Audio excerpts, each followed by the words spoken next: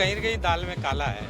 या फिर दाल ही काली है? बिल्कुल आप सही कह रहे हो। अपनी बात नहीं करेंगे भारद्वाज जी। दाल भी काली करने की कोशिश की जा रही है। सीएम बजरलाल को टक्कर दी थी भैया। 1600 वोट से रह गए हम। ये एसआईआर खूब मुद्दा उठ रहा है सर। क्या धांधली करना चाह रहे हैं, क्या इनके मन में शंका है? क्षेत्रीय मुद्दे कहाँ चले जाते हैं? बेरोजगारी के मुद्दे भूलते जा रहे हैं, विकास के मुद्दे भूलते जा रहे हैं, आम जनता की जो सर हम भी तो उन पर नहीं लड़ रहे ना, हम भी तो, विपक्ष भी तो उस पर नहीं लड़ रहा है, ये बोल रहे हैं। विपक्ष लड़ना चाहता है, लेकिन विपक्ष को तो ये वोट चोरी जैसी चीजों में उलझा रहे हैं ना। तो देखिए वोट चोरी के लिए जयपुर में जो मोर्चा खोल बैठे हैं कांग्रेस के सारे नेता, उसमें हम पुष्पेंद्र भारद्वाज जी से भी आपको मिला देते हैं। नमस्कार सर, क्या बोलेंगे आज की ये मोर्चे के लिए?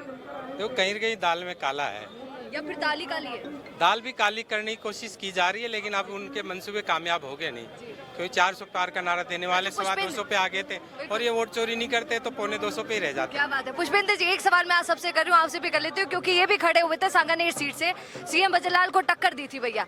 तो सर एक बात बता दीजिए, राजस्थान में जब भी वोट चोरी की बात आती है तो जहन में कौन सी सीट सबसे पहले घर करती है आपके? देखिए बहुत सारी सीटें हैं, जयपुर ग्रामीण है, 1600 वोट से रह गए हम। अपनी बात नहीं करेंगे भारद्वाज जी। देखिए वो विधानसभा के थे, अभी तो लोकसभा में और माननीय राहुल गांधी जी के समर्थन में बात चल रही है, अभी देश की बात हो रही है। तो देश में लोकसभाओं को लेकर बात करें तो राजस्थान की 5-7 सीटें हैं जहाँ वोट चोरी का अंदेशा था, और चुनाव आयोग जो शिथिलता दिखा रहा है तो कहीं कहीं गड़बड़ है।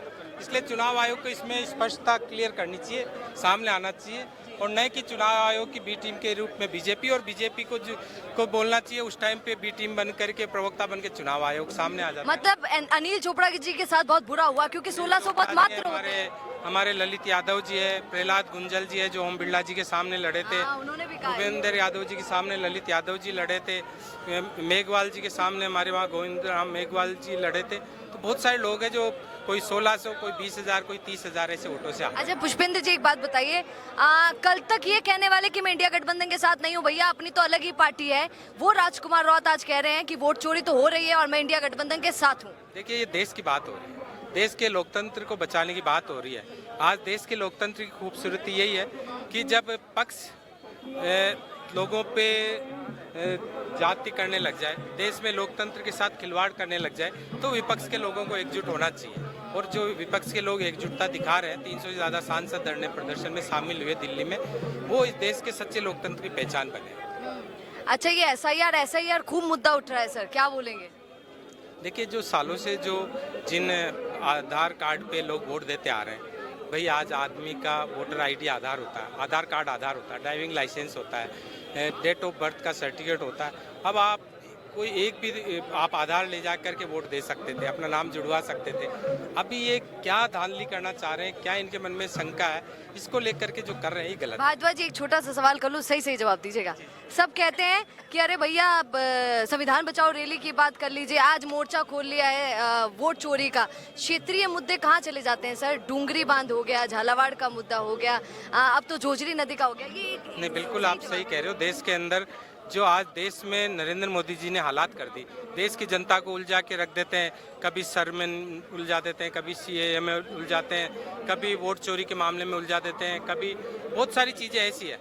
बेरोजगारी के मुद्दे भूलते जा रहे हैं, विकास के मुद्दे भूलते जा रहे हैं, आम जनता की जो सर हम भी तो उन पर नहीं लड़ रहे ना, हम भी तो, विपक्ष भी तो उस पर नहीं लड़ रहा है, ये बोल रहे हैं। विपक्ष लड़ना चाहता है, लेकिन विपक्ष को तो ये वोट चोरी जैसी चीज़ों में उलझा रहे हैं ना। जब ये इनको पता है कि वोट चोरी हो रही है, अब विपक्ष मुद्दा उठाएगा तो दूसरी चीज़ें दब जाएगी। और सही कह रहे हो, झालावाड़ में जो बच्चों के साथ में, ऐसे नन्हे मुन्ने बच्चों के साथ में जो दर्दनाक हादसा हुआ, उसके बाद सरकार खुद ही, मुख्यमंत्री जी नहीं गए, शर्म आनी चाहिए इनको। और जहाँ ये जाति धर्म के लोग आ जाते हैं, वहाँ 50-50 लाख की घोषणाओं की बात करते हैं, वहाँ उन गरीब परिवारों के बच्चों के साथ क्या हो रहा है? हमारे प्रदेश अध्यक्ष जी गए और कई दूसरे युवा नेता जा के लाख 2-2 लाख रुपए की हेल्प कर रहे हैं। सरकार को करोड़ रुपए एक परिवार को देने चाहिए। तो ये थे हमारे साथ भारद्वाज जी, आपने सुन लिया कि उन्होंने क्या क्या कहा है।